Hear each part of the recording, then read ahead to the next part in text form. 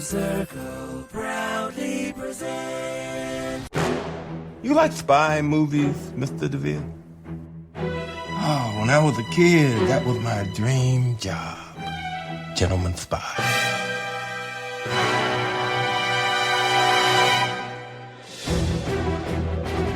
Welcome to Now Playing's Kingsman Retrospective Series. We are the first independent intelligence agency. Refined but brutal. Part of our Marvel Movie Retrospective Series. This is going to be fun. Hosted by Jacob. Your reputation precedes you. Stuart. Huge IQ, great performance at school. And Arnie. Oh, you know your shit. This podcast will contain detailed movie spoilers and harsh language. It's very American. Fuck yeah. Listener discretion is advised. Assemble the Kingsman.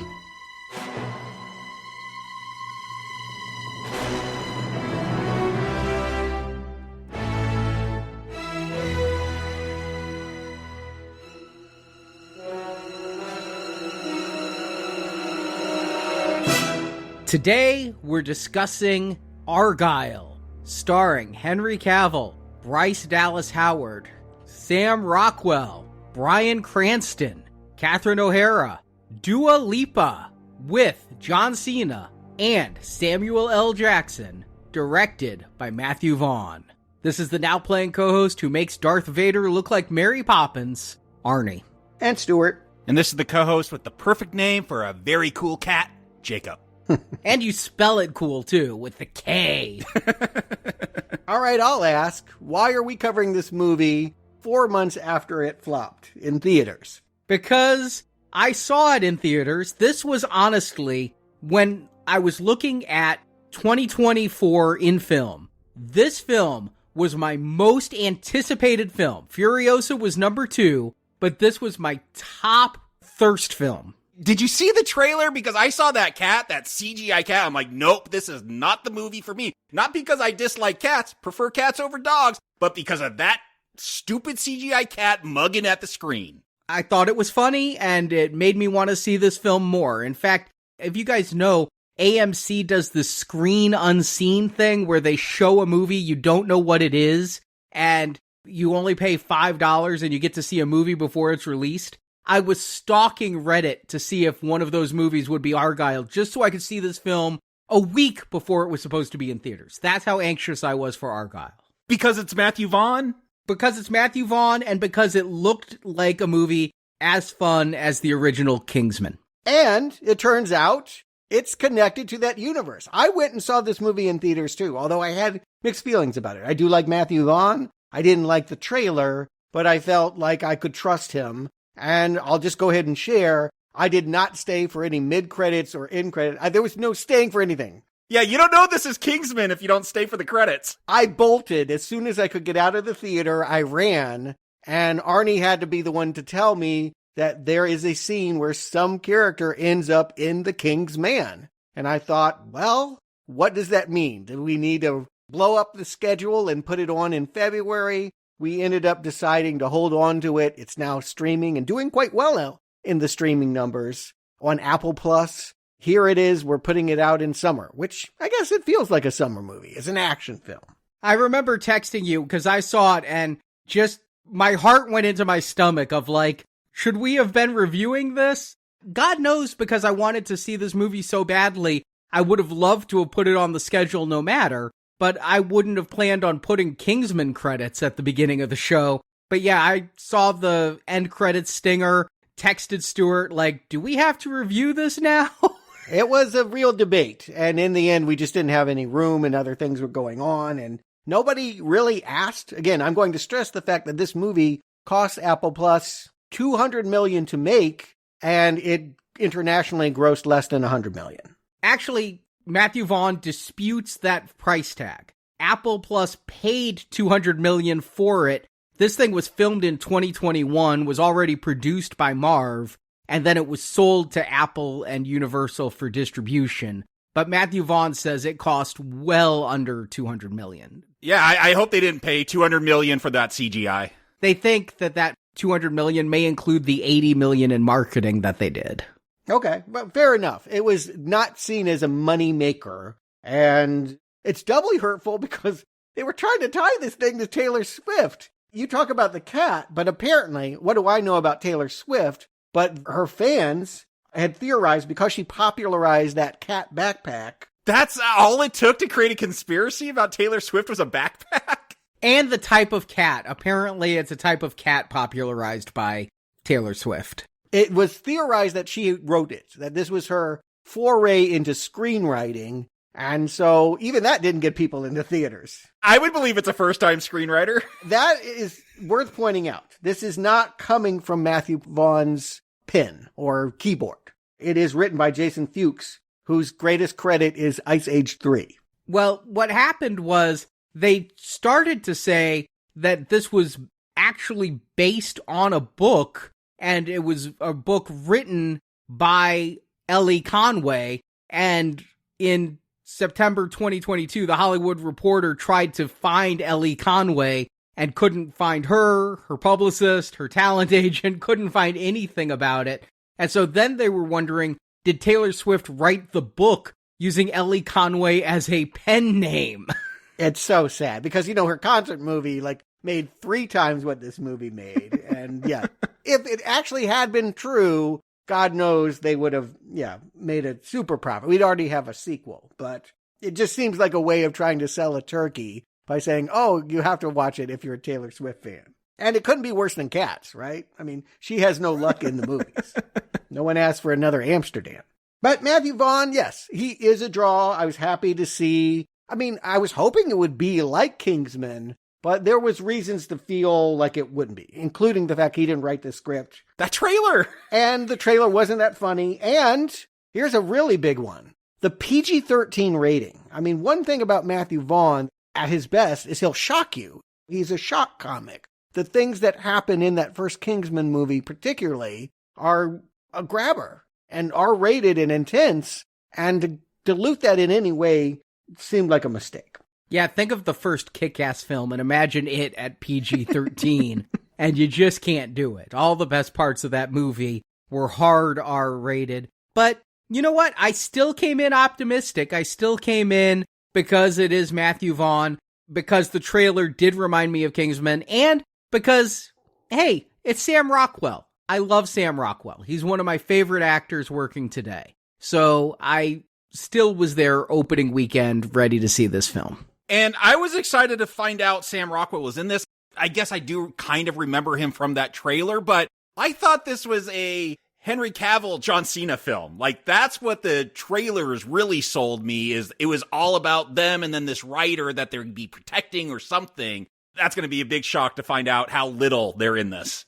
You think so? Because the movie is definitely sold as having big surprises. I remember I had to watch that trailer before every movie around Christmas time. They just heavily hit. I always saw that trailer, and everything was like, you'll never guess who the real Agent Argylle is. Yeah, I guessed it right away. Yes, exactly. I don't think there's a whole lot of surprise. I think that if you introduce the idea that there's a twist, it's pretty easy to see it coming. Did not see the twist of this movie coming. I can't say. I mean, I didn't go in thinking about a twist. I wasn't looking for a twist. Who is Agent Argylle? Yeah, that was the big part of the trailer. Yeah, you didn't have a question that who it could... You know it's not Henry Cavill. You know that he's not the real one. We'll talk about it as we go through, but my mind went in very different directions. All right, well then let's start talking. Arnie, give us the plot. Bryce Dallas Howard plays Ellie Conway, writer of the hit Argylle series of spy novels. Her books aren't just bestsellers, they've actually accurately predicted real-world geopolitical events. At the start of the movie, Ellie has just finished the 5th novel in the series, but her mother, Ruth, played by Catherine O'Hara, thinks the book's ending is unsatisfying. Ellie, who is afraid of flying, takes a train to visit her parents and work on the novel's conclusion. On the train, Ellie is attacked by a number of unknown bad guys. Ellie is saved by Sam Rockwell's character, Aiden Wilde, an actual spy. After escaping, Aiden explains to Ellie that her books are more accurate than even she knows, as there's an evil rogue spy agency called the Division, much like the one she wrote in her books. The Division wants to capture Ellie to find out what her next book will predict about their future. Her 5th book ended with Agent Argylle arranging to obtain a master file that would expose the division, which was happening in real life with Aiden. Aiden hopes that Ellie can write the next chapter telling him where that master file has gone, as the hacker who obtained it never showed up for their meeting. Ellie successfully finds the hacker's hideout, but not the hacker himself. The division follows Ellie's movements and sends waves of enemies after her, but she and Aiden are able to escape. While on the run, Ellie hears Aiden talk on the telephone about killing her, so she leaves him and goes to meet her parents, who have come to London to help their daughter. However, it's revealed that Ellie's parents aren't really Ellie's parents. Her father is Director Ritter, head of the division, played by Bryan Cranston. Ellie's mother, Ruth, is the head of the division's PsyOps division. Aiden saves Ellie from these two operatives and takes Ellie to France to meet a spy named Alfie, played by Samuel L. Jackson. Alfie reveals Ellie's past. She was actually a spy, real name Rachel Kyle, or R. Kyle. Her books have been based on actual missions she went on as a secret agent. Her partner and lover was Aiden. Ellie was involved in an explosion that wiped her memory, so the division brought in the head of PsyOps, Ruth, to brainwash Ellie into thinking they were her parents, and she had an ice skating accident. Ellie has lived that falsehood for 5 years, writing 5 books. The division wants to know about the master file as it could expose their identities. Alfie wants the master file so he can bring down the division. And Ellie remembers the hacker gave the master file to secret keeper Saba al-Badir, who will only give the file to Ellie. Ellie and Aiden go to the Arabian Peninsula and retrieve the file, but are captured by Ruth and other division agents, including Chief Assassin Carlos. Ellie wakes up on a division oil tanker, where it's revealed that Ellie, or Rachel, was a double agent working for the division. Her memory's fully restored now. Ellie pretends to help Director Ritter. Ritter got the master file when he captured Ellie, but now he wants the secret location of Alfie, who is the division's biggest threat. Ellie pretends to help get the information from Alfie, but it's a ruse. Ellie, or Rachel, was a triple agent, only pretending to work for the division. Ellie and Aiden team up to kill all the division goons, including Carlos, and then they kill Director Ritter. They go to transfer the master file from the division's servers to Alfie, but are interrupted by Ruth. Ruth programmed some Manchurian candidate type shit in Ellie's head, and when she plays a music box, Ellie is completely under Ruth's mind control. Ellie attacks Aiden, who won't fight back against the woman he loves. Ellie almost kills Aiden when Ruth is knocked out and the music box broken. This was done by Kira, a partner of Ellie and Aiden's who was presumed killed years earlier. Kira had been working for the division for years, waiting for a moment to bring them down.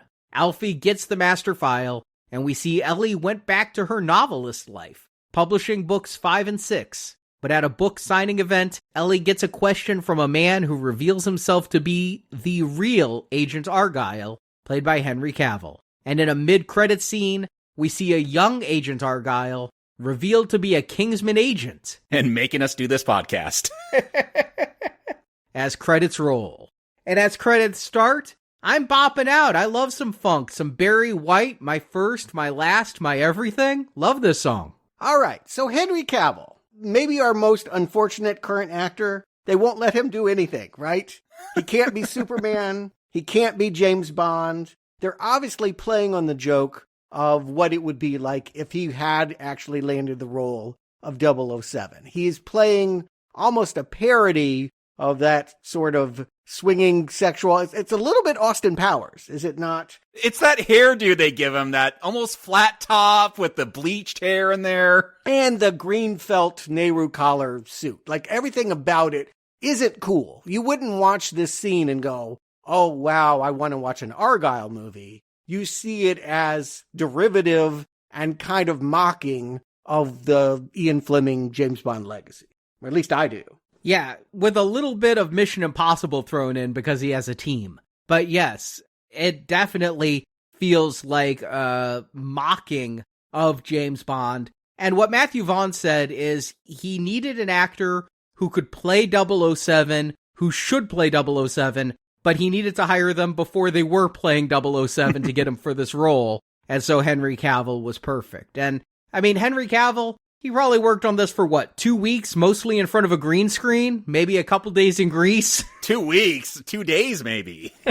Yeah, which, again, you might call that a delightful surprise, that you've been misled. I would call it a lie. No, I was already told by the ads he was not the star. I did not come to this thinking this was going to be his Bond adventure, or at least that was the focus. No, I didn't either. I knew this was going to be Sam Rockwell and Bryce Dallas Howard, and that Henry Cavill was going to be in these interludes as a fictional character. That was pretty clear from the trailer, if not the billing order of the cast. And I thought, yeah, you would have these interludes constantly throughout, like showing what she was writing and compare it to what she was actually going through. And no, he's not in it that much. Yeah, and I don't know that I would want a whole movie of him doing this. It's not particularly funny, and maybe I'll be saying that a lot tonight, but I don't find anything funny about him taking Dua Lipa and swinging her around splay-legged. I feel like this movie thinks it's hysterical that people are going to spin around. I don't get the joke. Yeah, what is the joke about Whirly Bird? I'm like, this is an attempt at humor. Someone thought this was funny, but it's going on too long. I'm just imagining smells as that crotches in your face. Like, there's nothing fun about this. And there's nothing particularly Bond about it. I mean, Bond doesn't dance, so I don't really... Again, it feels like a dorky 90s spoof of Bond. Austin Powers. Austin Powers was better than this. I don't know. I'm kind of enjoying this. Dua Lipa is doing fine in acting. I'm not going to want her in the entire movie, but I think she does fine. I like her music quite a bit. Dance the Night is my favorite song for Barbie. It wasn't one of the ones nominated for an Oscar, but hey, I'll listen to it all day long. And Levitating is a great song. Break My Heart. I'm a Dua Lipa fan. So I'm thinking she's doing fine as the Bond villainess here. And the chase, all right, let's debate this. Does Matthew Vaughn intentionally do bad CGI? Does he think it's funny to have bad CGI? Is this a artistic choice or a budgetary constraint that it looks so bad when Henry Cavill is jumping roof to roof on Santorini? It's so bad, I went to, it's not this bad, but it's pretty close to Sky Captain and the World Tomorrow, which is all shot in front of green screen and just looks awful. But yeah, when he's in that car, driving on a roof, this is public access quality. Well, here's what I would say. When we find out that this is just the fiction, silly fiction at that, of a romance novelist, is almost the way that Bryce Dallas Howard is going to come off, then I feel like, okay, you can make this look silly. What will shock me is that the quote-unquote real-world action will look no better or different than the stylized action. I guess that's my issue, because I knew this was like a story within a story, so maybe this is how they depict that. But when we're going to the real world, it doesn't look any better. It's a crummy-looking pseudo-Bond, which, again, maybe that's the point. Maybe that is the joke, is that we're laughing at Mission Impossible-style stunts and what Tom Cruise would insist on doing himself on a roof on a motorcycle is now become this really gaudy-looking chase scene that just ends with John Cena pulling Dua Lipa off the bike and sitting her ass down. And John Cena, another actor who I just think brings good charisma to even bad movies. I think he's quite a bit of fun here. The way he just grabs her off the bike is a cool move, if not at all realistic. I mean, I saw it 100 times in that trailer. That's my disappointment. John Cena, I'm like, oh, he's going to bring some levity, some humor. That's what he does. He's a surprisingly funny actor, and he never does anything, I think, to even attempt to make me laugh. Again, I would treat Cavill and him as cameos. They're doing this as a favor. This is not their movie, and it is supposed to be maybe a delightful surprise, but certainly a twist that they are the fantasy equivalents of people that look more ordinary, that they're going to look like Bryce Dallas Howard and Sam Rockwell is, again, supposed to be bringing some kind of realism to the spy genre. Everything we're seeing in this opening, we're going to find out actually did happen to Bryce Dallas Howard when she was Rachel Kyle. But in this moment, during the first viewing, all you experience it as is, I think, a fairly silly spy adventure. You would not watch this and say, oh, wow, this is a credible John le Carre international adventure. It feels like pulp.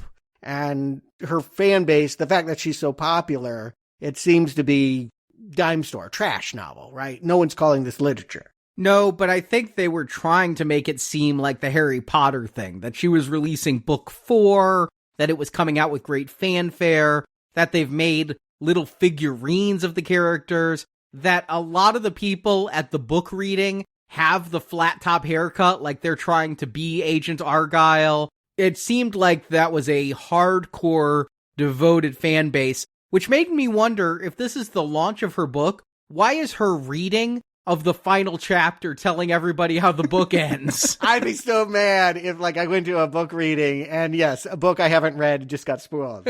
Even by the author, that would be irritating.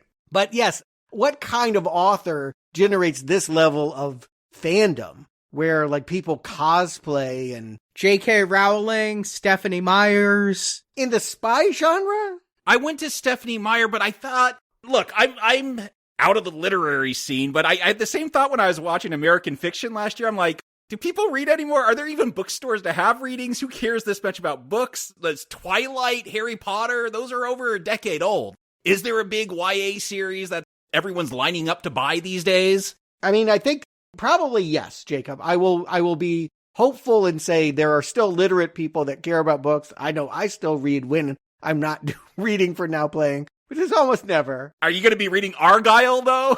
Right, but the idea that it has action figures without a movie tie-in, all of this feels very strange to me. It doesn't feel like they're satirizing anything that I understand about the world today. Yeah, I would have gone with the conceits a little more if Henry Cavill and John Cena were playing Henry Cavill and John Cena in the Argylle movie adaptation, and we were seeing scenes from the Argylle movie, because if this book sold so fast, and book 1 came out 5 years earlier, or 4 years earlier at the very least, they had time to take a hit book and turn that into a movie by then. I think it was around book 4, book 5, that the Harry Potter films started coming out. And why are we to imagine that they are so popular? Because again, there's lots of spy series, and none of them have this level of frenetic cosplaying fandom. Is it because she does predict real-world events before they happen? That is my takeaway, because that's all they draw attention to is like, she's predicted so many things, so like, let's read these books. She obviously knows her stuff. Yeah, I mean, we'd have to think that these books have a sense of realism that no other spy novel would have ever had. I mean, she's like Tom Clancy. And yet it has no realism when we've seen this opening scene. Yes. Which is the disconnect that I'm having. If you're telling me she's Stephanie Meyer, then I imagine that this is YA romantic fiction masquerading in a spy suit. But what she is going to say is, and the way they're going to frame her character is, she knows nothing about love and romance. She only does research-heavy, hard-fact, predict the future kinds of stories. And, a guy is going to ask her out here at this book reading, and she's going to say, I've got a hot date. And of course, the surprise is... It's with that stupid cat. She's, terrible at love. She's all by herself. She's a workaholic. And, this is Romancing the Stone, right? I'm trying to think of a movie equivalent. There was a film by Robert Zemeckis in the 80s about a romance novelist who got caught up in her own kind of adventure, kind of an Indiana Jones thing. Yeah, it's a fun movie. I don't really remember. I mean, I'd have to go back to it. But I guess that's what they're going for here. That's what you would be thinking about, is that she's going to be caught up in one of her own spy plots. You don't predict, Arnie, that she can predict what's happening because she is the spy. No, I didn't think she was the spy. I thought Romancing the Stone, to the point that Jason, our associate producer, and I were spitballing a Romancing the Stone, Jewel of the Nile, Argylle retrospective series with the 3 movies in a row. And I definitely thought that she was just going to be the novelist swept up in the adventure. And maybe you see a Kingsman tie here. I noticed that she does make a cocktail for herself with what looks like Statesman whiskey. There is definitely a Statesman logo on a can that she's drinking in London later on. So Statesman is peppered throughout this film. Right. That was, if you recall from the second movie, the whiskey distillery was the front for the American spy operation. Bourbon, thank you. You don't get bourbon confused with whiskey. Yeah, but later on when we go to a vineyard, I'm like, oh, this is like, yeah, the whiskey and bourbon and all that stuff that was going on in those Kingsmen. Is this the tie? Because I know there's some tie in this film, and so I'm always looking for it. Right. So this is it. Yes, she is a lonely, broken heart, and that kind of sets this up as a romance story. You would expect her to fall in love as she's going to get swept up in this adventure. And the conflict here at the beginning is she thinks she's written a great book, and mom stays up all night to read it and comes back and says, you don't have a satisfying conclusion.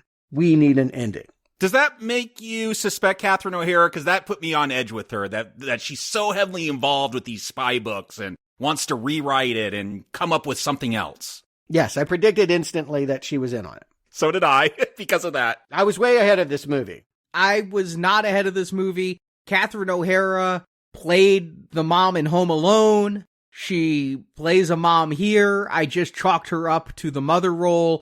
I think we saw her in the trailer as the mother, and her wanting another chapter, I didn't think of it as being part of the spy agency at all. But I did the plot summary. We know all the spoilers. That she is the head of the PsyOps division. She wants the other chapter because what they're leading up to is getting this master file, and Ellie is about to write the next chapter, which explains how Argylle would get this master file, which is what the division needs to know, because the division wants the master file. And so that's why Mom Ruth is prodding Ellie to write the next chapter and not wait for the next book, is this is what the division wants to know. And Ruth convinces Ellie of this. So if the division has such control over Ellie, why would they do the next thing they do and start sending people to attack Ellie? This makes no sense to me. Okay, this was a big question for me. Is it because Sam Rockwell shows up? Because I assume they're always having people tail her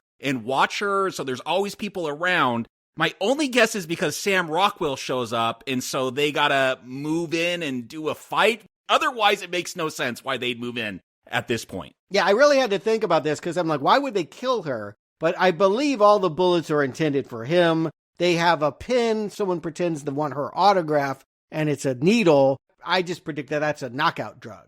To put her to sleep, yes. Yeah, they wouldn't actually kill her. They want to take her away from this deadly... Because again, if she's writing the story about how a hero gets a file on all the bad guys, if you're the bad guys, you want to stop the hero. So we are to understand, and very helpfully, when Sam Rockwell plops into this movie, every other scene, he's glitching and turning into Henry Cavill. We will understand he has some kind of connection to the spy in the story. Now, again, I didn't see the twist in this coming, but because she closes her eyes, opens them, sees Henry Cavill, closes her eyes, opens them, and sees Sam Rockwell, I legitimately thought either A, she's insane, B, this is just her imaginings as she's writing book 5 or book 6, or C, and I know my mind's off the reservation with this one, Henry Cavill is a ghost. Wow. Like a ghost? Like the Sixth Sense. Possessing Sam Rockwell? Yes. Okay. To me, it's really obvious. Like, I saw Long Kiss Goodnight. I saw these movies where it's all about the suburban housewife that ends up being the spy. La Femme Nikita, spy. Melissa McCarthy made this movie. I feel like it's a predictable formula. Frankly, the idea of taking someone out of suburban life and thrusting them into this kind of situation, it seemed really obvious that if she knows these things she shouldn't know, she has an identity that is just lying under the surface, in her subconscious. And yes, Henry Cavill is both her and Sam Rockwell. I think that's where the story gets kind of messy. It wants to imply that it's together, the two of them, that makes the spy team. Well, Sam Rockwell's actually John Cena.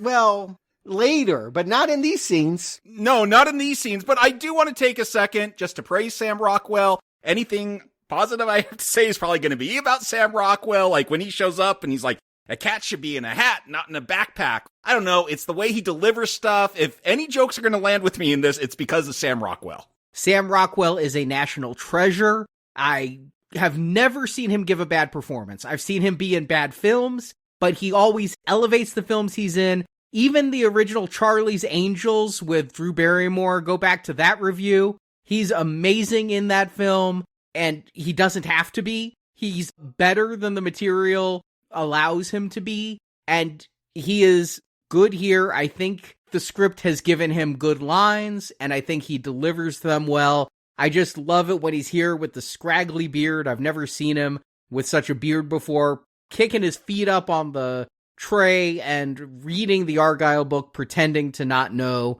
who Ellie is sitting across from him. He's just, yeah, he is great in this entire movie. You say if you have positive things to say, it's about him. I have positive things to say about other things, but my strongest positives are about him. Sure, I like Sam Rockwell, but this is, what's interesting about this is we're talking about spies, but everything that we saw with Ellie unable to write her story, you know, she has a moment where mom says the ending needs work, she tries it on her own, and it turns into a really cheesy love scene. Do you buy them as a couple? We will really understand this story as a meet-cute in which these two fall in love again, or she learns to love him. You know, at first she's repelled by, he's kind of a, you know, long-haired freak. But do you think that he has good chemistry with Bryce Dallas Howard? I do not feel like they're a couple I want to follow. I'm just going to say I'm not a Bryce Dallas Howard fan. I don't think many have chemistry with her. And yeah, that's a problem.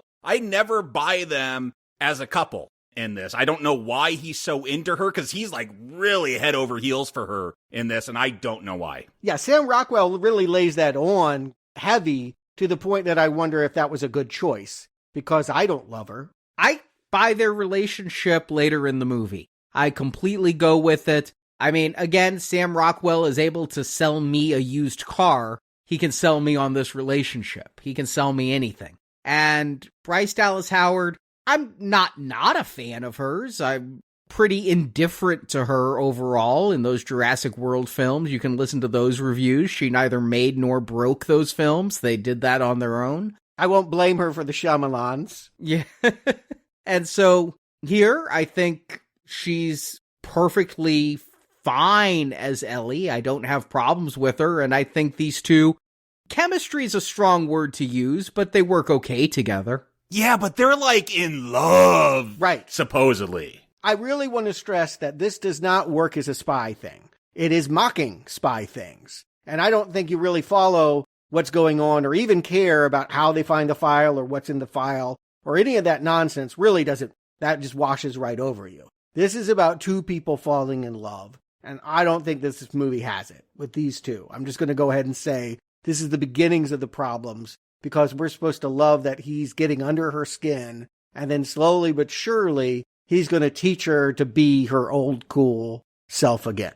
But you say this is mocking spy films, but this battle on the train is actually good Matthew Vaughn action. I would put it up there with some of the weaker moments of the church scene from Kingsman, which is one of my favorite action scenes of all time. But Sam Rockwell flipping people, the way they cut so seamlessly between Henry Cavill doing it and Sam Rockwell doing it, the fact that this is scored to the song Do You Wanna Funk With Me, which I only know from Trading Places, Eddie Murphy's party in that movie, but I was flashing back to Trading Places as this song was thumping on my subwoofers. This is a good, solid action scene, I think. No, I agree. I'm more or less into this action scene. I think they cut back and forth between Rockwell and Cavill a little too much. I get the point, but subtlety is not this film's strong suit. But yeah, I'm into this action scene. If the film could be this, it's probably going to be a recommend.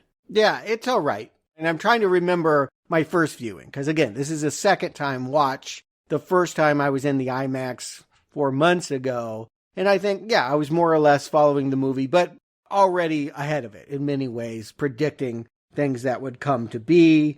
And again, who cares whether you figure twists out or not if you like watching the chemistry of the players. And one thing I knew then and now was that these two don't have it, whatever you want to call it, the good screen pairings of screwball comedy they're not funny. Again, I can like Sam Rockwell and say that I don't find him particularly funny in this movie. I don't think she's funny. I don't think they do that much that's funny in this movie. I never laugh at anyone except Sam Rockwell a few times. Yeah, the lines, it's bear hug o'clock. It's really not a very funny movie, and that's too bad. And I put a lot of that on this script. But it's a film with levity. I can't say I ever laugh at any of the lines, but the whole thing has a fun vibe to it. And that counts for a lot. I don't take what he's saying seriously. No, I don't laugh at it's bear hug o'clock, but I just enjoy the physical humor of the fight that he goes through. I feel like I've seen Matthew Vaughn do this all before better. And while this scene was okay, it wasn't great. And very soon let's get to it. So they escape through a parachute, and he has a lot of scenes of trying to encourage this woman to get over her fears. She has a lot of inhibition. She's never been on a plane before. She's never been to London before. She doesn't know that she can follow this crazy guy and break the rules the way that she's going to. But she basically learns she can't go home because they've ransacked her place. And she does believe that people at this point are trying to kill her. There is this division that, very much like in her books, is trying to hunt her down. Yeah, I don't think we needed the whole fear of flying characteristic. I don't think Bryce Dallas Howard sells it well, tapping herself on the forehead a lot. And I don't think it ever goes anywhere because, yeah, Sam Rockwell calms her down pretty quickly, and it never comes up again. No, that's them falling in love, Arnie. That's what I'm talking about. He is teaching her how to love who she used to be. And through that, they're going to be great secret agents / great lovers. That's the story that we're going to find out that this is about. And you better like them doing this stuff. Because I was looking for twists everywhere, I did think like he's telling this story about climbing some mountain. He gets the name wrong. She corrects it. I'm like, oh, that means he's lying because he's making all this up to trick her or something. But no, I guess, again, that's to show that subconsciously she was there too. And so she knows all about it, knows how to pronounce it. So just to revisit, the last time we saw Henry Cavill inside her story, he was in Hong Kong. He had paid gold bars to get a key to something in London. And that means that's why they have to go to London. That because everything she writes has some truth to it, they need to follow that and find what they believe to be a master file. That there is a hacker that was going to deal with this. We'll find out with Argylle, but we don't know that part of yet. But there's a hacker in London who wanted to give up a list of bad guy names on a thumb drive, and that leads them to this Alfred monument. And this scene, I think, is one of Bryce Dallas Howard's shining moments where she starts imagining what she would write and walking through the scene and sitting down with the laptop. And not just a laptop, it's a Mac. Everything good is Apple in this. True, but this movie was made before Apple financed it, so coincidence? I don't know. Pick up shots. Yeah. Maybe it's a CGI laptop. Maybe it was a Microsoft Surface and they spent some of that $200 million making it a MacBook. But I like her scene of deducing what she would write and what happened next and finding the satellite dishes and coming up with the locations. I wish there was more of her deducing stuff in this movie and less of her trying to look astonished. Yeah, I thought there was going to be a lot of stuff. Oh, let me go through my research and my books and, oh, it reveals this and it reveals that. And you get it in basically a scene. Maybe a little bit later, there's a couple more references, but it's not her thing. I can't really follow it. I don't know how they find the anarchist stuff. Right, yeah, like they just end up in a building in a room and I'll go, okay, and it's underneath the floor for reasons. Sam Rockwell has to dance. He dances in so many of his films. He comes up with a reason to dance here, and that reveals there's a hollow spot on the floor. I mean, I think clue solving is fun stuff when you are invested in it, and this stuff feels just kind of perfunctory. All of a sudden, she's just decided they're in this room. At least that's how it feels like to me. They have a notebook that's important. They have a boat key. And now a bunch of goons are coming there to kill them. And we have another Matthew Vaughn acrobatic action scene set to disco. Yeah, most of the action scenes are set to songs, not score, and that really works. I will get tired of the fight scenes by the end of this movie, but for this one in the hallway, I am still going with it. I like it when Sam Rockwell's trying to convince Bryce Dallas Howard to follow him and crush all the heads and, do the twist and stomp and like crushing a melon. I thought that was a fun moment between them. I'm not laughing. I'll be honest. I feel it's a little labored. You'd say that this thing is infused with fun. I feel like they got a lead balloon, and I see a lot of people huffing and puffing and trying to put some air in this thing, but it's not light and funny like the Kingsman scenes. It's feeling more like Kingsman 2 and 3 than Kingsman.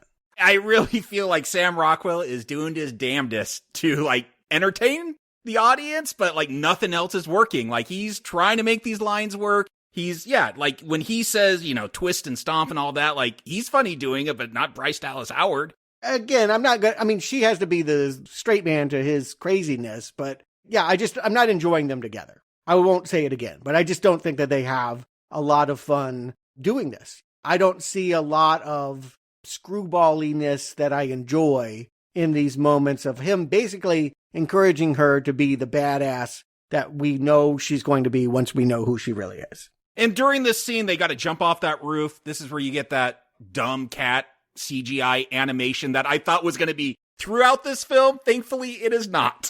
No, but this is important because this is the real world. This is not one of her books. And they have a scene where they're up on the roof and jump. And Arnie, I really want to know, and I mean this from the heart, you are really hard at movie effects. Of all the hosts, you are the most critical when a shot looks bad. So how are you processing this? They jump down and the cat pops up. I take it like the movie Garfield with Bill Murray doing the voice. Okay, we're in a bad place now. Yeah, do you take the movie Garfield? Because I wouldn't pick that up. If you're going for a comedic effect, I can go with this. It takes me back to my question earlier. Is this bad CGI on purpose? Is this bad CGI to be funny? And because they're going for comedy, I'm not as hard on it. Are you laughing? Yeah, are you laughing? A little bit at the cat's facial expressions. I mean, more than anything, I'm wondering how they didn't land on the cat when they did their fall off the roof.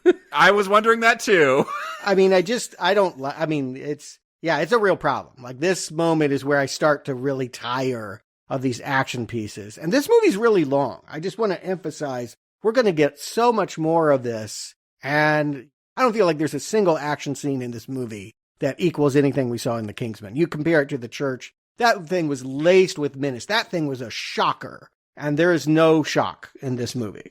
I thought we were going to get that. I didn't realize this was PG-13 when I put it on. So I kept waiting. When are we going to get the church scene? Matthew Vaughn's got to do it. And I think he tries later, and it does not land. It will be shocking, but not for the reasons he thinks it is, but for the way that it's been neutered by PG-13. But yes, hold all thoughts about the infights. My point is, it's really at this moment that this movie is starting to have problems. For me, I'm recognizing I don't really like this movie.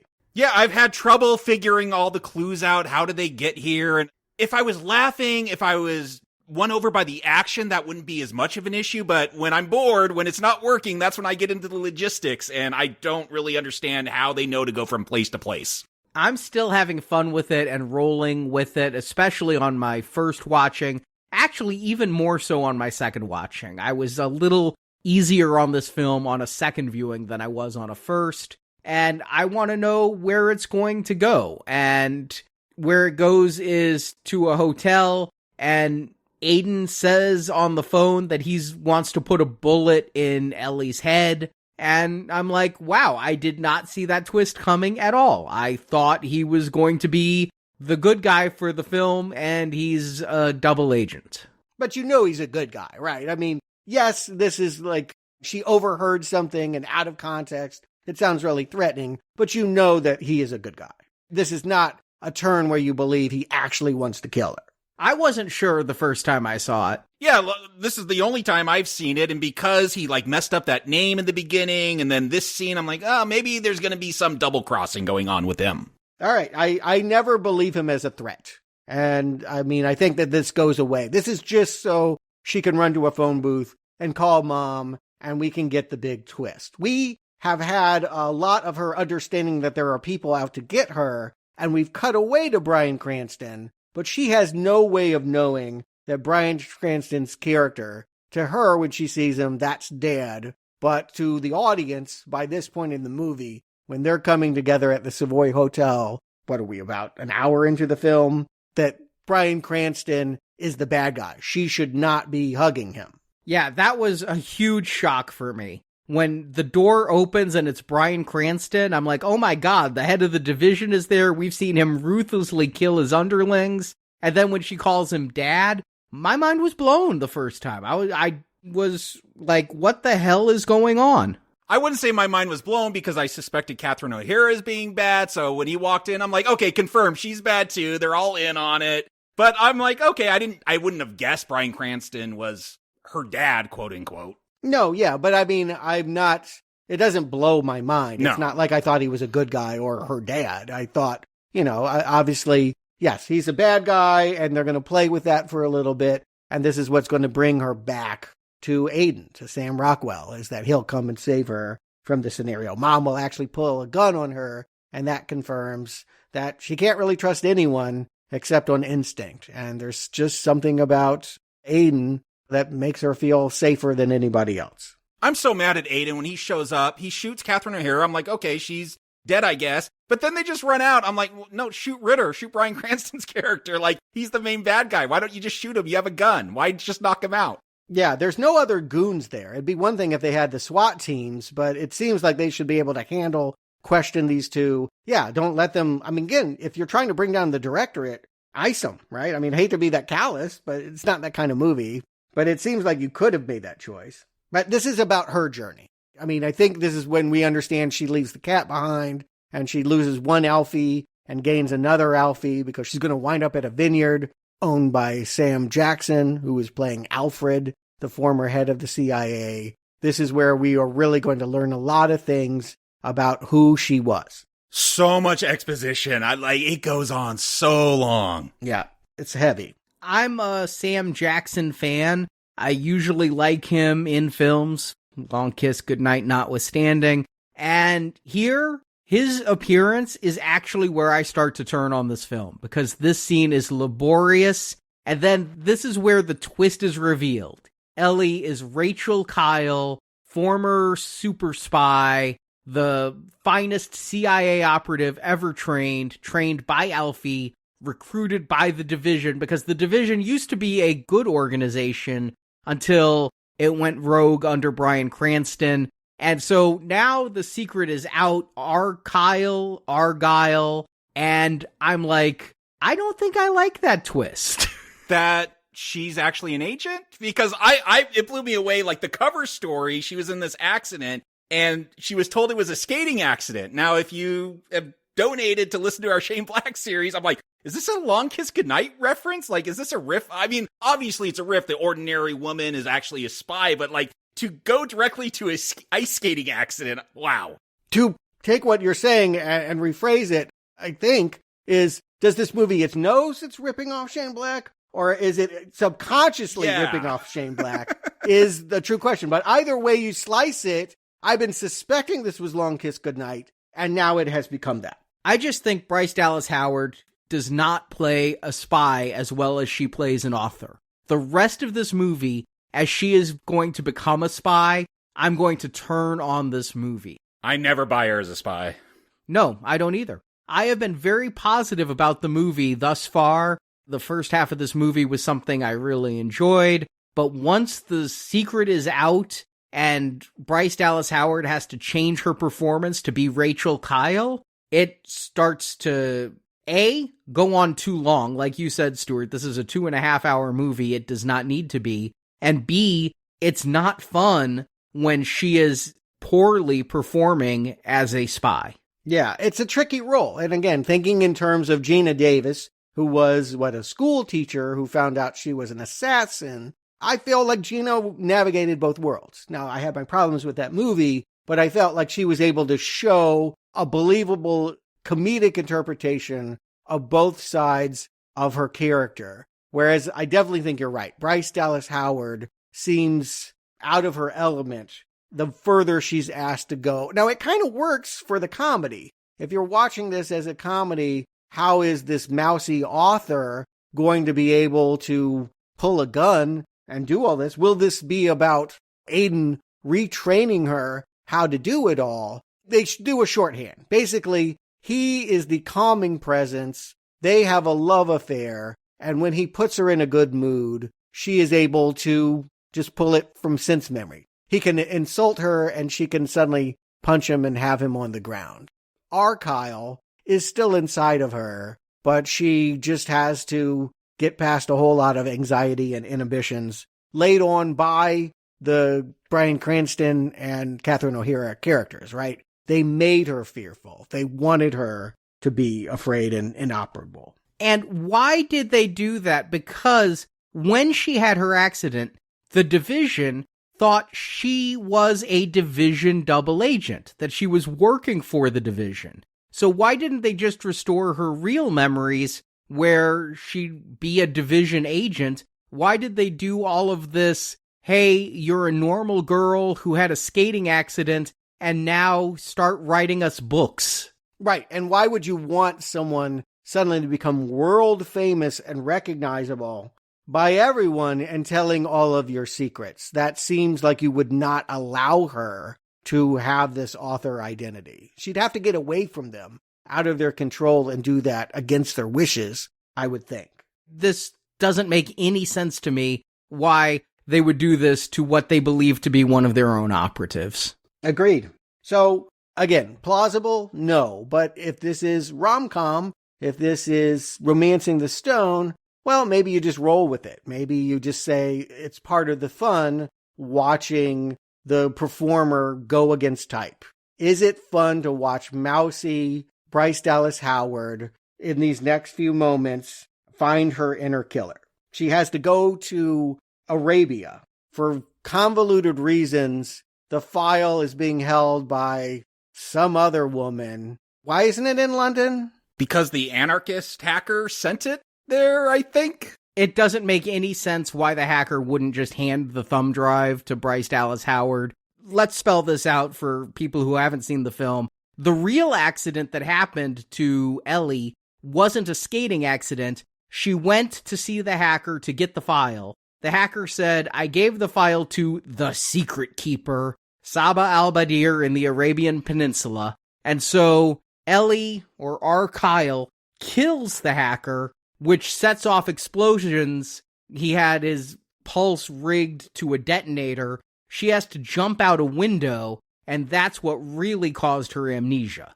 She remembers all of this, and now knows they have to go to Saba al-Badir, played by Sophia Boutella, I think is how it's pronounced, who was the razor blade leg girl in Kingsman. And unfortunately, the other mummy in that Tom Cruise movie. So they have to go there to get the thumb drive from her. And Sam Rockwell made a point earlier of saying spies, you got them mostly correct, but they're not like you described. They don't have bespoke suits and dress so well. And yet Sam Jackson's going to say, if you can't remember the reality, I suggest you both dress like the fantasy.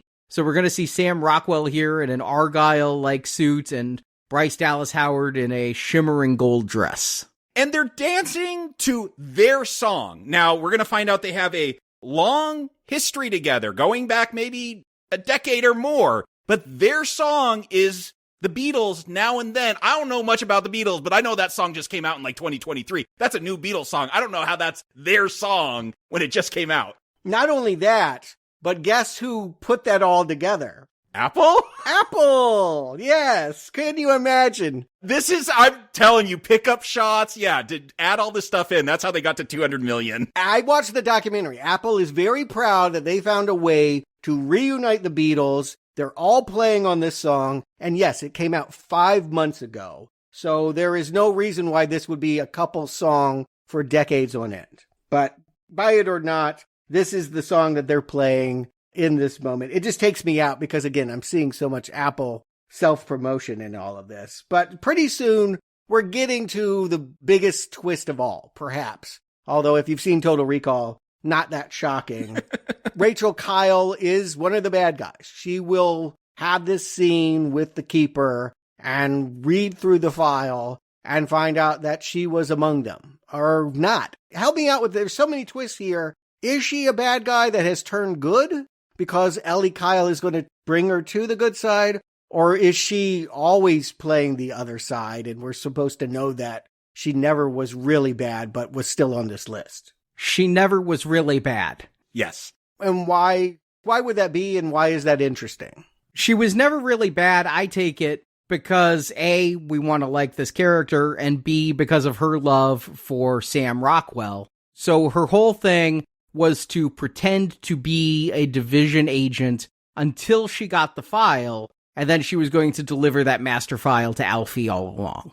But she did kill that guy for it. Yes, she's a spy, she killed a lot of people, and she was pretending to work for the division, so needed to kill him. Yeah, he wasn't a bad guy. She killed a player in the game that didn't necessarily ask for it. So I don't think that we see her as an innocent. And again, think about Total Recall. Arnold is revealed to be the villain as well as the hero. You could have played with that. You could have had the idea that, yes, in a former identity, before she had lived the life of an everyday person who wanted love, she was cold and calculating. But now that she's fallen in love with Sam Rockwell, maybe for the first time, you could actually play it that way, that she never loved him in the previous identity, but now does. There just seems to be better ways of playing it than this confusing line that I think gets said at the end of, like, I was never going to betray you. All right. There are more interesting ways to play it, and by the same token, this movie is semi-confusing. And not very clear in character motivations, and so I almost don't want them to try to deepen it because I just feel it would muddle it even more. Right. What they need to deepen is our feelings about these two. And by this point, she's coming back, and how are we supposed to feel? If we know that she's one of the bad guys, that's what gets revealed here. Catherine O'Hara blows back in and gets that confession out of her. She relives the moment of executing the hacker, and then they all pass out from drug tea. She's going to wake up playing Rachel to the hilt. She is going to be villainous. Do you guys buy this? Are you surprised by the twist that she turns back? No. This is an act. It's obvious. Here's the thing is, I don't buy it, but yet I kind of do, because I don't know what Matthew Vaughn's kind of ride he'll take me on. But Bryce Dallas Howard is at her worst playing evil. I don't buy it because she doesn't sell me on it, because she is truly bad at trying to be a evil super spy. Her scene where she shoots Sam Rockwell, I don't take her as evil, cold-hearted, etc. Yeah, we don't believe that scene, but maybe you would never believe that scene. Maybe because you know that this is a love story. I don't know. It would be awfully daring of Matthew Vaughn to sell us a love story and at this point say, no, actually, she'd kill him to get what she needs. But then what's the rest of the movie? Samuel L. Jackson has to come in to stop her? Again, I don't even know. But yeah, I never suspect that I'm in that movie. I always know that he never would betray her. And that's why his confession earlier that he wants to kill Ellie Conway, all he was referring to, as it turns out, is he wants this sanitized identity wiped away so he can have the girl he loved again. And yeah, I don't know how they're going to write it, but I know when she shoots him, he's not dead. I mean, the fact that they bring up this mysterious fan mail earlier in the opening scene, they had another agent, Kira, who got shot, and someone's like, oh, here's a way you could bring her back. I'm like, well, she was shot like in the heart, and then she shoots him in the heart. Now, I already knew Kira wrote that fan email, and she's still alive. I'm like,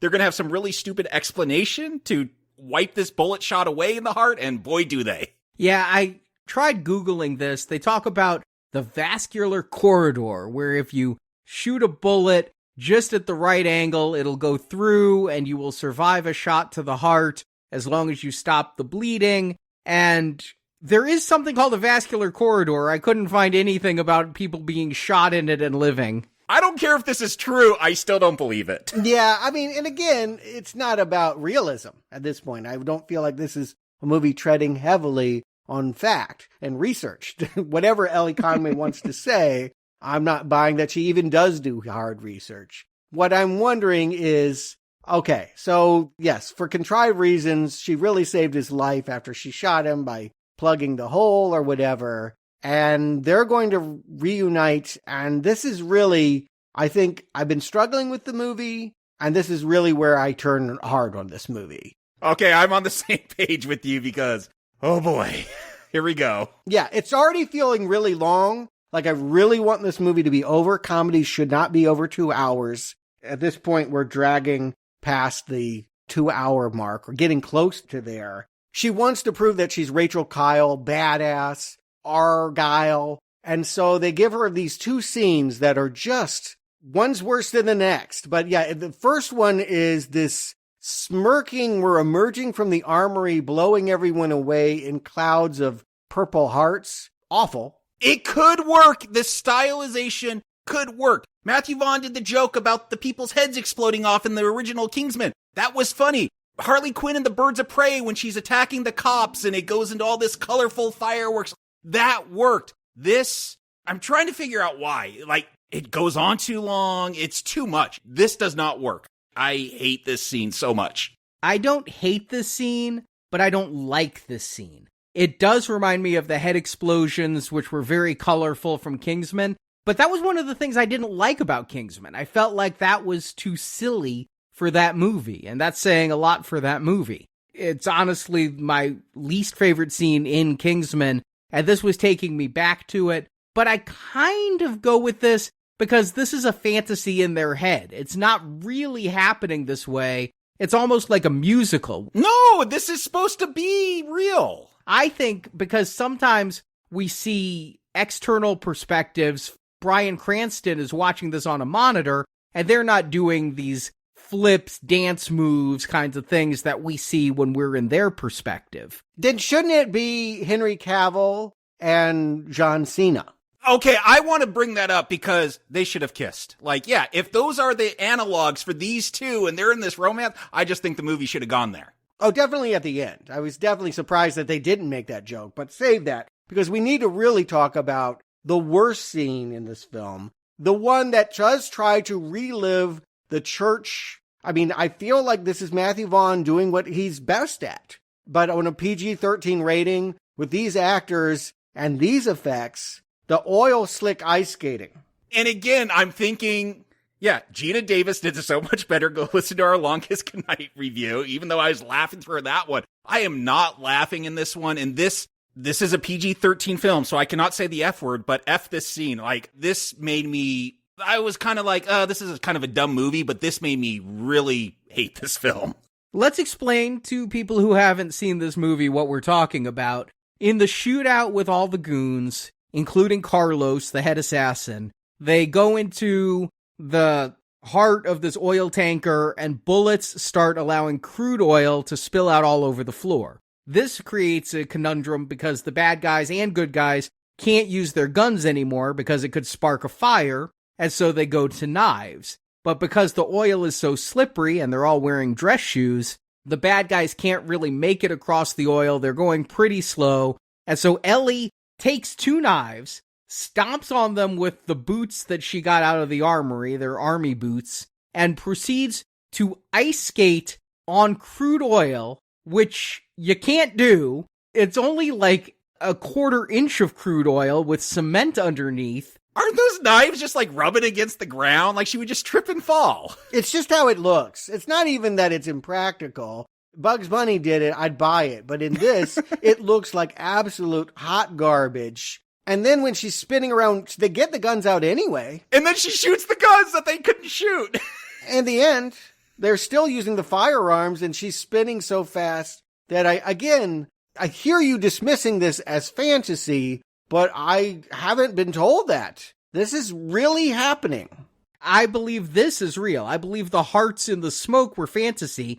I believe this is really happening, and it doesn't look terrible. I like it when the camera is spinning around as Ellie and Carlos are in their final battle and some of the slow-mo of Ellie doing the leap. But the whole idea is so implausible and the whole scene is just not well done. It's okay, but not really well done. They could just cut it, right? Nobody even cared who Carlos was. You could just cut this scene from this overlong movie and save yourself the pain of it.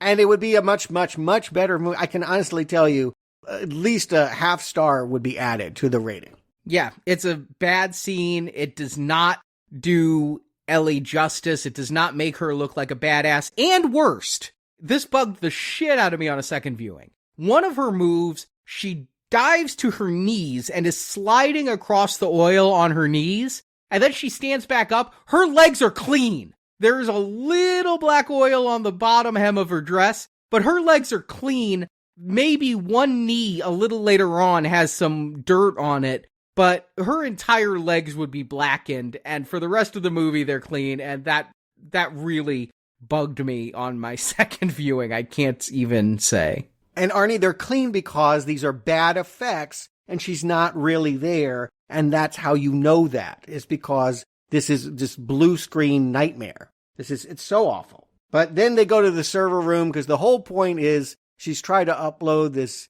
file of evil agents to Sam Jackson, and they've got to bypass something. It keeps becoming a thing. This is the cat's moment. If you've been wondering why they've needed to have this stupid cat and so much of this movie, it's so that it can kill Bryan Cranston in the server room. Not just kill him, but also scratch his eye so they can't do a retinal scan. So again, just more time wasting because now we got to go figure it out another way. It's just scene after scene where nothing gets solved. I don't watch this movie, so I don't really know. But I suspect if I watched Adam Sandler movies, they would feel like this. This is starting to feel like an Adam Sandler movie, like a spy movie. If he made spy movies, it would feel stupid like this, which is really shocking because I didn't think of Matthew Vaughn making stupid things. Sure, I didn't like everything that he's made, but this is really bad stuff. Really bad comedy.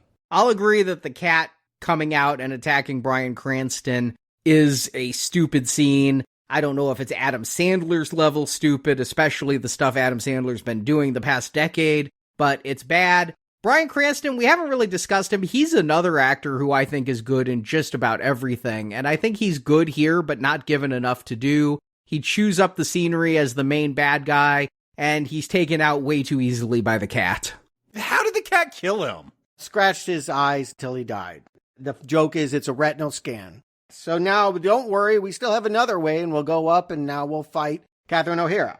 And Sam Jackson is watching, a Lakers game?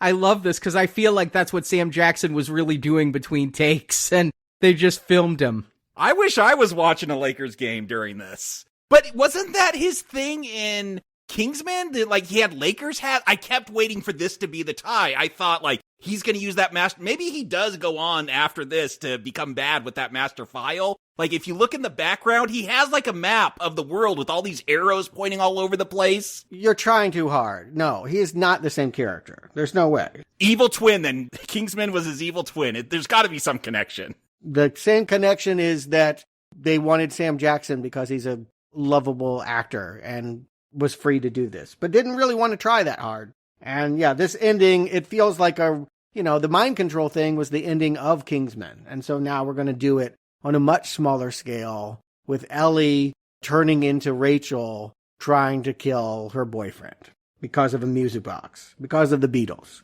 Yeah, this does go on too long. And the way it ends, that Kira, who we never even knew was a real person, comes out of nowhere and smacks Catherine O'Hara on the head with a wrench. I had been waiting for her. She was the secret fan that sent that email. I knew that. I was waiting for her to show up again. So you feel this was well set up and pays off? No, I don't think anything is well set up and pays off in this. No, I'm going to go with Arnie. I wasn't even thinking about Kira, so I wasn't waiting for this joke to be revealed. They drew so much attention to that. I thought she was going to be the one that gave her the file that ended up being that other woman. They didn't give her that much attention. It was a line dropped. And again, Ariana DeBose is an Oscar-winning actress from 3 years ago, West Side Story. You would think she'd have a better part here. But she's basically filler, just like Cena and Cavill. And they come back here for the end. This is where they should kiss, right? If Ellie and Sam Rockwell are making out. It's 2024. I feel like John Cena, he showed up naked at the Oscars, and Henry Cavill seems funny, they would have kissed. I agree. This had to be a choice from on a high. They were game. They may have even shot it. And then someone at the studio says, we can't. You know, I don't think Ellie would have put that in her book, and so I don't think they should have done it. If Ellie and Aiden are Cena and Cavill and Yes. they love each other, then those two characters need to love each other. Yeah, it would just be about the sight gag of cutting from Rockwell and Howard to them doing the same thing, because that's what they do anyway, except it's awkward because they're not looking at each other. It's not like the joke would have saved the movie. It's just something I thought they were going to do. And instead, again, if this was a rom-com about them doing fireworks, remember that scene she was trying to write? She said it was horrible because they have the fireworks in the background and it was so cheesy. Is this scene any less cheesy? Is it even supposed to be less cheesy, or is it supposed to say that scene mirrors the reality more than she wanted to admit? I see no difference between reality and fiction in this film. It all looks like bad CGI. At this point, I can't even tell whether she's a good author or not, but it is good that she's stopping writing. No, the answer is no. Yeah, she has published the book, and the movie will end at her Colorado bookstore yet again, reading the end. Yes, it's killing me. I know. It's so terrible. The point is that in the background, I guess the last twist of the movie is Henry Cavill with a country Texas something kind of accent. He's got a mullet or something. Yeah, he's got some kind of I think he's playing an American. He is the real Argylle. See, you'd never guessed it. You thought it was Bryce Dallas Howard, but it was Henry Cavill the whole time. I'm really confused by this. I am so confused by this because, yeah, we were told Argylle was our Kyle, and we're told from Alfie that the books she wrote are missions she went on with Alfie. And so how is this guy the real Agent Argylle? And why would he out himself in a book signing? And why is his hair so stupid? Oh, I'm infuriated by this. Well, does it help that, yes, if you haven't stormed out of the theater like I did in February, you do see about 3 or 4 minutes into the credits. No, this does not help, Stuart. I wrote WTF. What is this scene? Like, what is this supposed to tell me? I guess he is a Kingsman?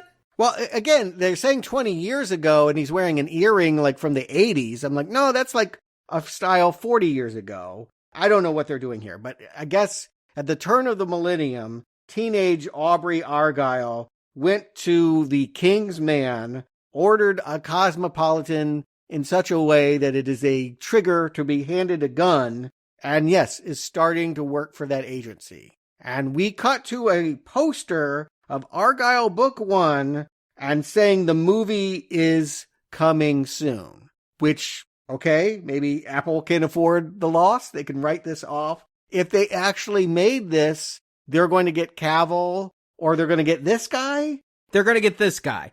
It's going to be a prequel starring this actor, Louis Partridge. I'm not sure which one it is, but he is going to be the star of Argylle Book 1, the movie.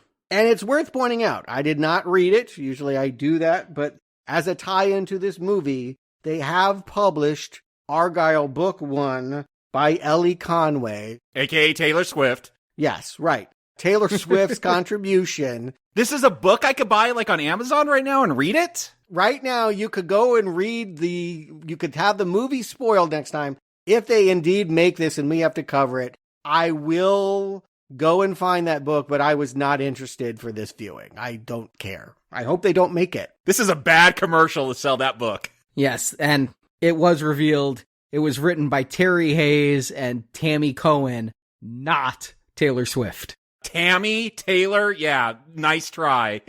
We know, we're on to you. Shit, the cat probably wrote it. I mean, come on. But Matthew Vaughn, in interviews, said that this is the first of a trilogy of planned Argylle films, at least 2 sequels. Not anymore. I hear it's streaming well, so you can never discount. It probably would go straight to Apple, but maybe. I cannot tell how streaming calculates into dollars. I don't know that weird math. It's all fake. It doesn't make sense. I agree. It's like Bitcoin. Is it real money? It feels like not. But in addition, he's planning that the Kingsman franchise, and a unnamed third franchise of spy movies will all come together for a big crossover that culminates the series altogether. Why is he pinning so many hopes on this film? I look forward to this right after they make the Dark Universe, right? I mean, yeah, okay, you think you're going to make that, but you won't. It's hard, right? You dream big, you spend a lot of time maybe not a lot of time. You spend some time mapping stuff out, but I'm going to call it out now. He will never be able to construct that because there's just no demand for it. But would you demand it? Jacob, Stewart, do you recommend Argylle? Jacob. Yeah, absolutely. I'm a big fan of Argylle. I have a lot of Argylle socks. I think it's just a great pattern and scheme. Go get yourself some Argylle in a sweater, whatever. But for this film, again, I'm so upset it's PG-13 because the number of the times I wrote the F word out of frustration in my notes. Again, Sam Rockwell, the shining light of this film, and even then, he does not carry me all the way through it. He may be able to carry Ellie and do that whirly bird, but he can't carry this film all the way. It starts off not great and just gets worse from there. There's issues with the visuals, what's real, what's fantasy. Usually a film would play that, and there would be visual cues, not just like the actor switching, but like style, CGI being good versus bad. Here, it's just all bad, and again, that skating scene, once you get there, that like, just watch that. Go to YouTube, watch that. If you like that scene, then recommend, but it's so awful. The style, Matthew Vaughn, like, had a sense of style. Like, I think about X-Men First Class, and like, how cool that looked. And then I look at this, and this is like the Dollar General version of James Bond. It's not even Austin Powers. It's not engaging. It's confusing. The twists are obvious. I did not have any fun with this. Strong not recommend. Stewart. I'm going to start with Kingsman first. That was the hope, and apparently that's the tie. That's why we're doing this. And part of what made The Kingsman such a surprising take on the spy movie was how organically it paired the stuffed shirt image, the stodgy formula of James Bond adventure with real 21st century concerns about class warfare and overpopulation. And you have this very relatable juvenile delinquent who was stepping into the lead, and they're pairing him with this amusingly nonchalant Silicon Valley one percenter. You laugh in part because, yeah, it's a parody of spy movies, but also because it just pushed the buttons. It went there. It took comedy to the bleeding edge. And by contrast, Argylle is stale jokes, meaningless twists that, yeah, I felt were obvious, ghastly special effects. It's about as fashion forward as Pistachio Disguisey and Austin Powers. Oh, you're going to that. I am. Spy farces from the 20th century that needed to be left there. And it's a shame because you do have a talented cast. I want to just highlight part of what originally got my butt into the seat was that I like most of these people here, but they are manically trying to raise a lead balloon. And the whole thing feels smug and tiresome and joyless at 140 minutes. It's just too long. And then you're right. When you hit that awful oil skating scene, like it just can't get to the climax faster. The longer it goes, the harder it is to endure. Honestly, it went from being shruggable. I guess it would stream okay at home. And I know when I was watching it again, I was like, well, I guess I don't hate it as much as I did in theaters. And then when you hit that last part, when we get to the oil tanker, it's all there still. The hate is still burning. This would only work if it worked as a rom-com, right? We have to want Bryce Dallas Howard to realize she loves Sam Rockwell so much that she's willing to get back into the spy game. But I don't believe her in this movie. I think she's a real hurdle to finding that movie inside what we're given. And it's actually sad to me that we had to tie this to the Kingsman series because it's clearly the worst installment of it. Solid not recommend. I agree with a lot of what you said, but I don't agree with the volume you turned it up to, if that makes sense. First of all, this is better than The Kingsman. No. No, it's not. It's really not. I so strongly disliked The Kingsman. But as far as the movie we're discussing here, I agree with what you said, that, as I said in the review, the moment that Ellie becomes Argylle, the movie takes a turn for the worse, and the stuff on the battleship is really not good. It is a climax for the ages to show what not to do. The way that Bryan Cranston gets taken out so easily, the way that ice skating scene, I mean, Jacob, you say if you see the ice skating scene and like it, recommend. If you see the ice skating scene and like it, come to our Facebook group and tell me, because I can't imagine anyone thinking that is a good scene. No, just check yourself into therapy, honestly. It's a bad scene. And again, it's a pale imitation of good scenes Matthew Vaughn has done. That's what makes me so mad, is I know he can pull a scene like that off, but what is that? Yeah, you took the word out of my mouth, which is imitation. This is a pale imitation of Kingsman. It's not even as good as Kingsman 2, which, big step down from Kingsman 1. Kingsman 1, one of my favorite movies. Kingsman 2, a movie I like. But this one, between the energy Sam Rockwell brings and the fun that I have in the first half of this movie, I can eke this over to the weakest of recommends. Wow. Do you have a special fan edit that cut out all the bad scenes? Yeah, he's cutting out the second half of the movie is what I heard. I like the soundtrack, other than the Beatles song that I didn't really pay any attention to. I like the score. I have fun with the first half. I have so much fun with the first half that it outweighs the negativity with the second half, and my negativity on the second half never rises to the boiling hatred that you two have brought out. I just dislike it, but I don't hate it, and so I had to weigh it back and forth, and Sam Rockwell, national treasure, is fun to watch in this. Bryan Cranston's fun to watch in this. Bryce Dallas Howard is okay in this. Weak recommend. Okay, you're definitely... I can see why you're saying it's better than The Kingsman. I don't recommend that film either. I don't even remember that film, and I'll watch it before this one. Right, it was more dramatically serious, and they were trying to go for real World War I stuff. I give it more credit than this, which, again, what is the point? What is this about? What would a trilogy of this even be? I mean, book one looks like it would be the story of the true Agent Argylle. I wouldn't expect Bryce Dallas Howard or Sam Rockwell to reprise their roles. I'd expect it to be 20 years earlier and, like The King's Man, just a prequel. But it's going to be like her dumb fiction that seemed bad. She wasn't a good author. So why would I want to watch a bad spy story for 90 minutes or 2 hours? It's a bad idea. I don't want it. I pray it doesn't happen. Do you want another Kingsman? I would love to see what Eggsy is doing. I feel like that story, if you brought it back to him, maybe they went too far. I mean, they did kind of blow the whole institution up. Maybe there's nothing to go back to. But I feel like if I want to come back to this universe, it's Matthew Vaughn focusing on Eggsy. R-rated. Yeah, R-rated and doing what they did in that first movie. Apparently, still in pre-production is Kingsman: The Blue Blood, which would bring back the actors from the first two Kingsman films, and then also The King's Man, The Traitor King. Those are both listed on IMDb as pre-production, and so yes, we would get Eggsy back and Colin Firth back.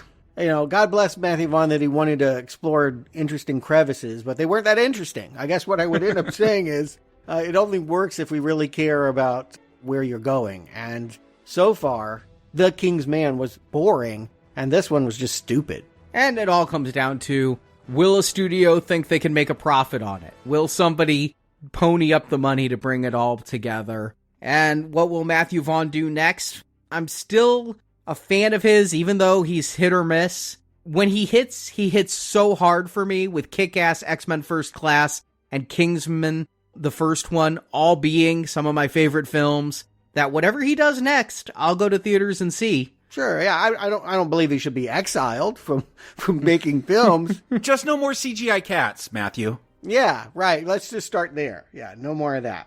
In the meantime, we're not done with action and buddy adventure. In fact, you know, we just covered that whole series of 80s buddy cop action movies. Here's a film that's deeply rooted in it, even though it's 2024. Bad Boys, Ride or Die. Will Smith and Martin Lawrence are back together. One of the best films I saw in theaters in 2020. Yeah, that's a short list. Yeah.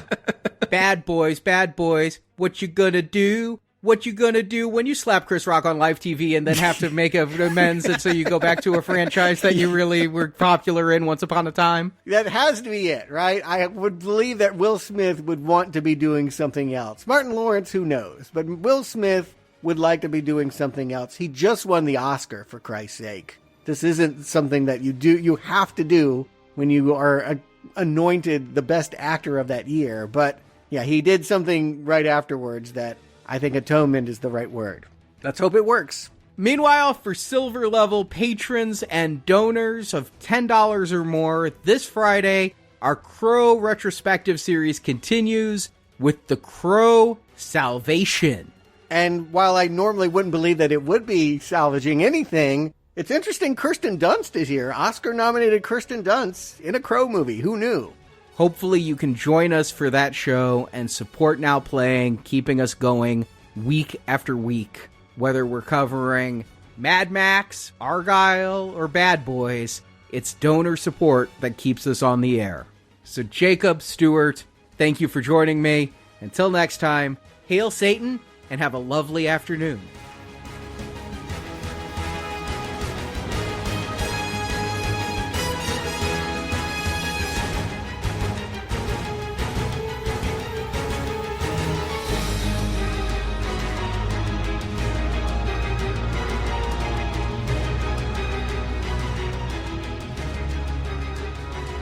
I've had a rather emotional day, so whatever your beef with Eggsy is, and I'm sure it's well-founded, I'd appreciate it enormously if you could just leave us in peace until I finish this lovely pint of Guinness. Thank you for listening to this episode of Now Playing, and we hope you've enjoyed the show. That'll make you want to slap your mama right now. No, I don't think that'll be necessary. Come back to NowPlayingPodcast.com each week for another new movie review. Is that a proposal? Want more reviews like this one? In the archives section of NowPlayingPodcast.com, you'll find more than 1,000 in-depth movie reviews from our panel of hosts, including every movie based on Marvel Comics, and more. Give me a far-fetched theatrical plot any day. On our site, you can hear reviews for every installment in the world's biggest film franchises, including Star Wars, Batman, James Bond, Middle-earth, Jurassic Park, Fast and Furious, and Transformers. I always felt the old Bond films were only as good as the villain. You can also compare notes with us on Letterboxd. Go to letterboxd.com/nowplaying to see what our hosts are watching when we're not recording podcasts. And follow Now Playing on Facebook, Twitter, Instagram, and our YouTube channel. Time to dance. Need more Now Playing? Subscribe to our In Focus weekly newsletter for exclusive digital download giveaways, behind-the-scenes insights, and more. Sign up through the subscribe page on our website and get it delivered to your inbox every Friday. Well, actually, we had an invitation, didn't we? Yeah, how did you know? Yeah, it came in the shape of a bottle.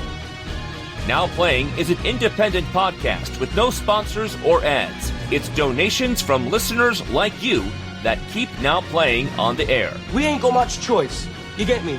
And if we was born with the same silver spoon up our arses, we'd do just as well as you, if not better. You can join our crowdfunding campaign for early access to new episodes, exclusive reviews, and bonus reviews available for a one-time contribution. Whatever's in that safe was the answer to all our problems. Backers of $10 or more will receive exclusive bonus podcast reviews. You've got a bit of a save the world situation here. You can also help out Now Playing by leaving us a 5-star review on iTunes. A link to Now Playing's iTunes listing can be found at nowplayingpodcast.com. It's amazing. You will shit. Now Playing Podcast is produced by Arnie Carvalho. It seems we serve the same master. Associate produced by Jason Latham. I know you want to fight, but there are other ways of doing your duty. Now Playing is edited by Santiago and Arnie. Why is it that boys are always so messy? Now Playing credit narration by Brock. So you're going to teach me how to talk proper like a My Fair Lady? The Kingsman films, all audio clips and music used are the property of their respective copyright holders, and no infringement is intended. This podcast has not been prepared, approved, or licensed by any entity that created or produced the well-known Kingsman films or comic books. Fuck this gentleman shite! I'm gonna love killing you. Now Playing is an independent movie review podcast with no affiliation with any company involved in the publishing, creating, or distribution of that film and comic series. You know what that means. Then let me teach you a lesson. The opinions expressed on Now Playing are those of the individual hosts and may not reflect the opinion of Venganza Media Incorporated. Words to live by, Eggsy. Words to live by. Now Playing is a Venganza Media production, copyright 2024. All rights reserved, and no part of this show may be reproduced, repurposed, or redistributed without the written permission of Venganza Media Incorporated. It's the part where you say something really bad, hun. It's like you said to Harry. This ain't that kind of movie, bruv. Is that it? No one asked for another Amsterdam. Yeah, but she still might show up in Deadpool and Wolverine. Is that true? There's rumors she'll show up as Dazzler. Okay, all right. I don't buy rumors or lies. That is not true. Anything to get those Swifties in theaters. Yes, exactly. There's a song on her newest album that says the future is dazzling, and that's all people need is hear is that she's playing Dazzler. Oh, people calm down about the Torture Poets Society or whatever that album is. Like, wow, people go crazy for her. It's insane. Takes a train to visit her parents and work on the novel's conclusion. And Arnie gets heartburn. I'm doing the Matthew McConaughey here from Wolf of Wall Street. I thought you were joining Wakanda. That Ellie truly deserves this, Rachel Kelly, Argylle identity. Do you want to say that again, Rachel Kyle? You said Rachel Kelly. Okay. I keep wanting to say R. Kelly as part of it. She wants to prove that she's Rachel Kyle, badass. This isn't something that you have to do when you are anointed the best actor of that year. But yeah, he did something right afterwards that I think atonement is the right word. Let's hope it works. I'm still waiting for G.I. Jane 2. With Jada Pinkett? Yeah. For a year, my guest Wi-Fi was keep my Wi-Fi's name out of your f***ing mouth.